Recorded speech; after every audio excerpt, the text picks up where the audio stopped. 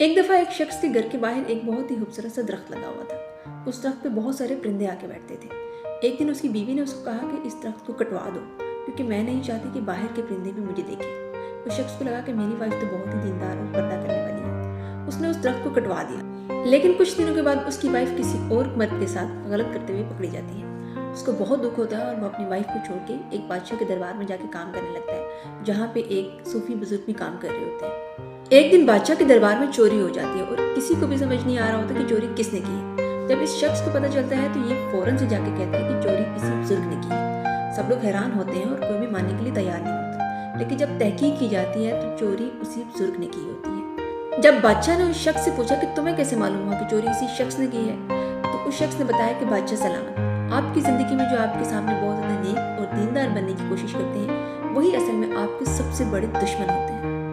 कहानी सुनाने का जस्ट आपका मकसद यह है कि कुछ लोग आपकी जिंदगी में बहुत ही मजहबी और अच्छा बनने की कोशिश करते हैं, हालांकि इनका मजहब से और अच्छाई से कोई ताल्लुक नहीं होता। ये लोग आपकी जिंदगी में जस्ट आपसे फायदा हासिल करने के लिए आते हैं या आपको लूटने के लिए आते हैं, और अगर आप मासूम हैं तो आपको अपने फायदे के लिए इस्तेमाल करने के लिए आते हैं। जैसे ही आपका बैड टाइम शुरू होता है ना, तो सबसे पहले धोखा देने वाले यही लोग होते हैं। यानी अपनी जिंदगी में जिस पे आपने सबसे ज्यादा ट्रस्ट किया, मुश्किल टाइम में सबसे पहले धोखा वही शख्स आपको देगा।